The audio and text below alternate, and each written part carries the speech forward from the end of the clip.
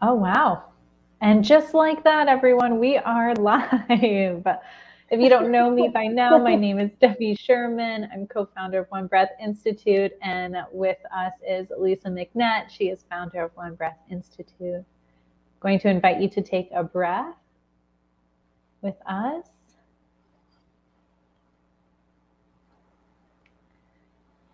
Yeah, so thank you for arriving. And today we are going to talk about healing in relationships. So, this is a concept, this is a reality that happens all the time. It's happening all the time when a person chooses to put their needs as a priority and work on their healing or work on empowerment and their own self-love, self-trust.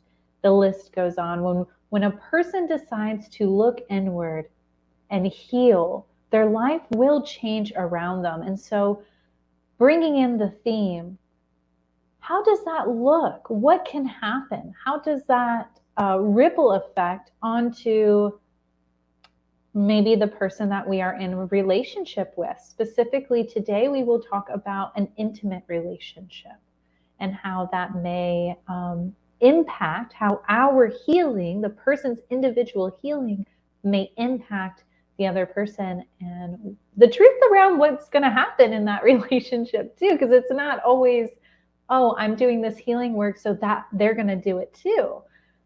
So I'm just opening up the floor. And if you're joining in live or at a later time, if you have any thoughts or questions, drop in the comments below, give some likes and some love. And yeah, Lisa, I'm just going to pass it over to you. Yeah, it's such a good topic, and it's such a real topic, and it's such an important one as well, because, one thing that we see a lot is, or that I see a lot, I'm speaking for myself, is, somebody gets really excited about their own healing, their own personal journey, and we want to share the things that we're learning with our partner, right? Like, we get excited about what we're sharing, and we might want to share that with our partner, and with an expectation that that partner is going to be on board and going to want to jump in and start doing that as well. And what's coming to mind as I'm saying that is sometimes I'm going to call it a mistake. I don't like saying like right or wrong, but sometimes like something that happens is that I see it with clients or students, different people that I work with, and I'm sure I've been guilty of this myself, is that we learn about something, a relationship dynamic, a relationship piece, and then we want to go and be the teacher for our partner. Like, we want to go and say, like one thing that we work with is the drama triangle, and we encourage our students or participants of the personal journey to share the drama triangle with the people in their life. And it's a matter of how we share that drama triangle. So in the drama triangle, there's a victim, a villain, and a hero. And then to come out of the drama triangle is to come to presence. And so sometimes someone will go through the drama triangle once and think, now I'm always in presence, and my family is playing out the triangle still, and I'm going to tell my partner that they are the villain regularly. And so that doesn't work. Clearly that doesn't work. And that's going to create more issues or more problems. But when we embody the teachings without saying anything, that's just what we advise. That's what we recommend more so, is where is your partner, your significant other, the person you're in an intimate relationship with, where are they in relationship to what the choices that you're making? So do they want to hear about it? Do they want to know about it? Do they feel like they want to make any changes or shifts for themselves personally or not? It's important to have a conversation and to be aware of that, because otherwise maybe we can create issues by just pushing them to, right? Like, you need this, I learned this, you need this, we need to do this together, and they might not want to, right? So that's just one first step. Number one is being respectful of what they are wanting to do, and then embodying and embracing your own personal healing. And as you are embodying and embracing your whole healing, as Debbie was saying, these external relationships, everything starts to shift and to change. And how do we navigate that in a way that we're being mindful of ourselves and respectful of ourselves and our new needs as we heal and as we grow, while also being respectful and allowing my husband or my wife or my whoever it is to continue being themselves. So I know that's not really an answer, it's just more on the conversation. Oh, ugh. I'm just in reflection of my own experiences. This can be really challenging. And, let's just highlight some real emotions that a lot can feel when doing the healing work, and maybe the other partner is not receptive, or maybe they're not receiving you the way that you want to be received, right? Or all of these things can happen when we are doing our own inner work. When you are doing your own inner work, you become aware of so much. And really, when we are engaging in our intimate partnership, it's really a practice zone. And it may feel, right? It can feel like, no, this is it. This is what I want. This is how I want to be treated. This is me. I want to be free. I'm going to do this now, right? But really, it's a practice zone, because from the lens of your partner, they're like, wait, what is it? Or they're like, yeah, right? They may have some feelings and questions and curiosities as well, and also some kind of maybe like pushback, right? We can be met with pushback because when we change, their life changes too. And so a next step would always to keep in mind grace, because just as we may have this big aha and we may want immediate change, right? We may want the world to have immediate reflection of this aha moment. There has to be more practice, because now we get to choose and navigate our own life from this new awareness, this new embodied experience, what our lives are going to look like engaging with the external world. And oftentimes that's with our partner, the very first person that's with us. Or if you do not have a partner, right, you may have a best friend or a family member that's with you. And so practicing and having open communication, right? So a lot of what I just spoke to was having the assumption that,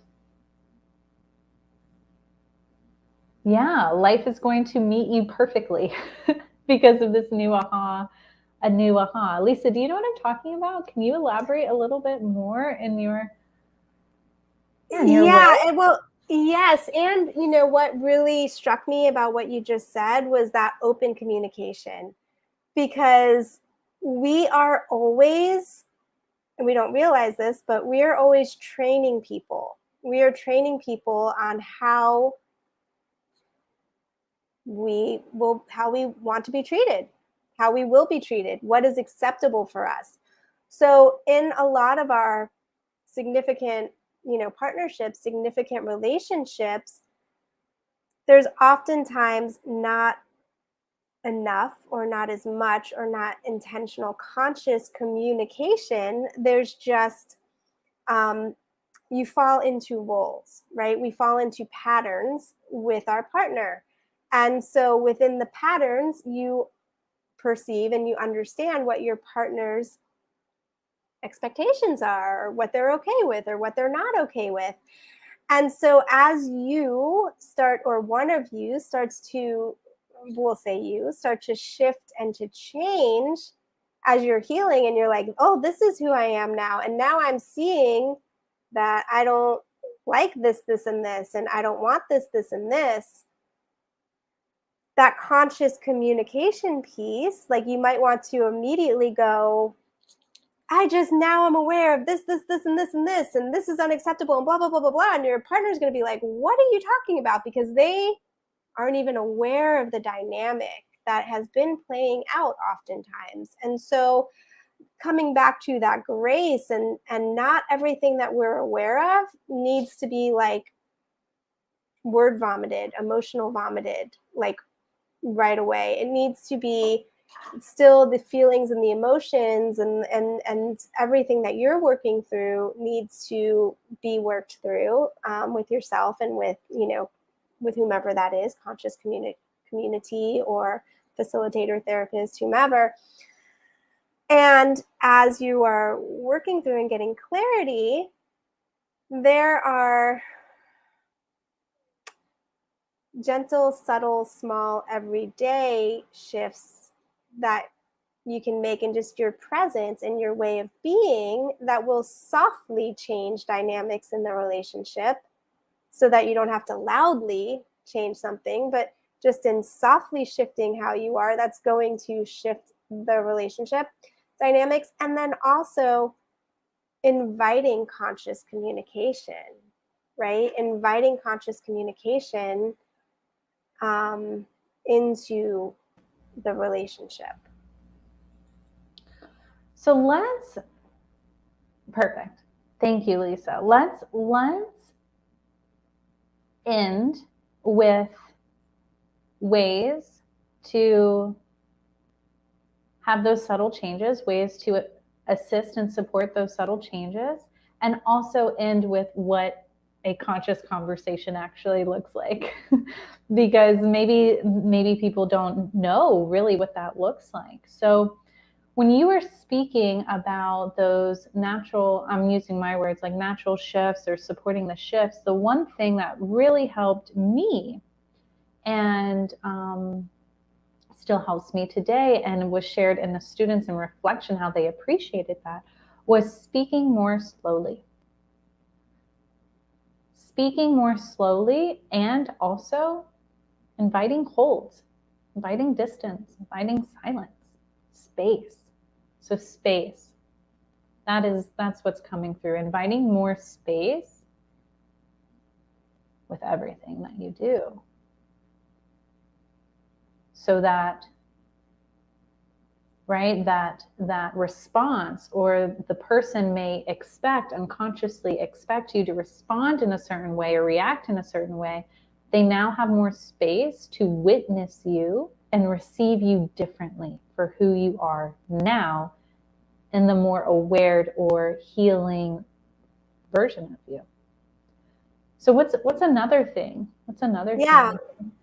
Listening, right? Listening ourselves, because that's oftentimes what is the biggest barrier, is you're not hearing me, you're not hearing me, you're not hearing. How much do we talk about miscommunication? And so making a conscious shift yourself to, instead of just respond, right, or just be in responsive communication, to start reflecting back, reflective listening. It's something that, when I hear something from my husband or a friend or whomever it is, just reflecting back what I heard, so that they know that I heard what they said, and being really curious about understanding where they're coming from, understanding how they're feeling, understanding what they're wanting to say.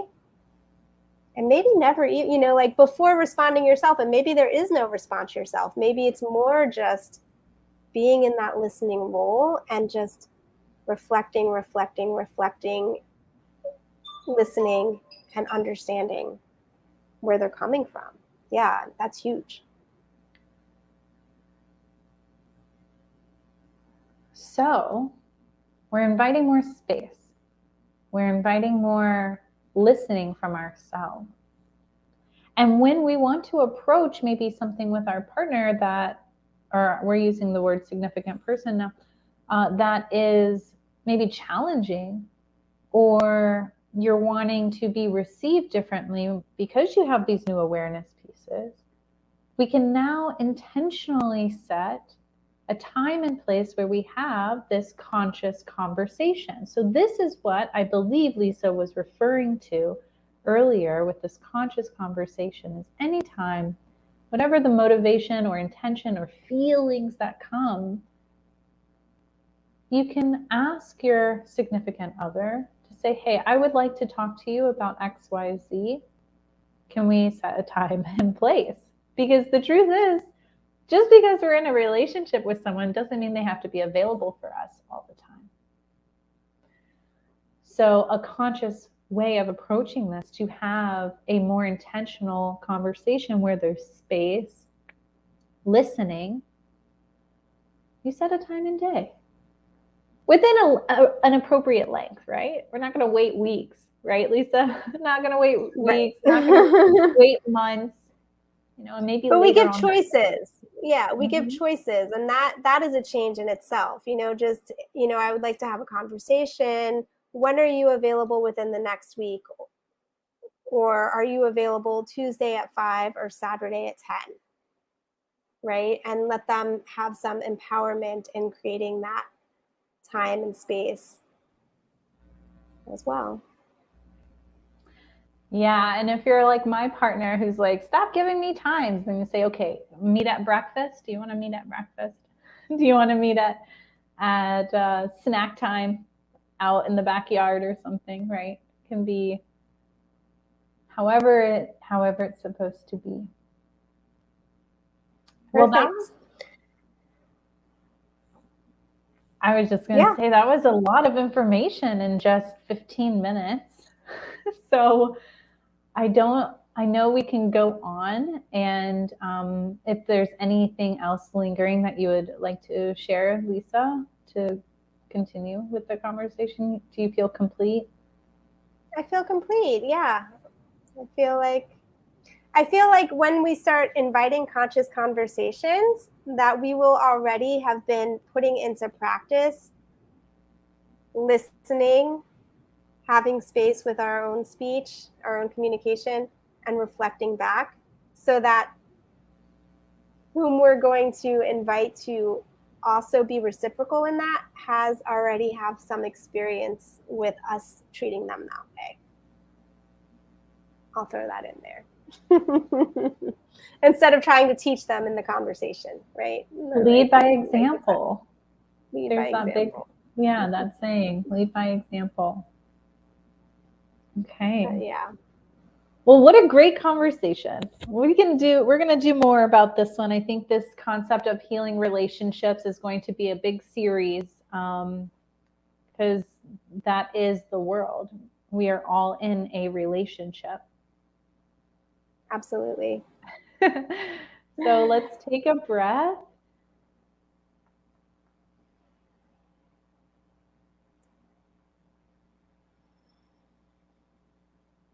Thank you all for listening now in the presence, and listening in the future.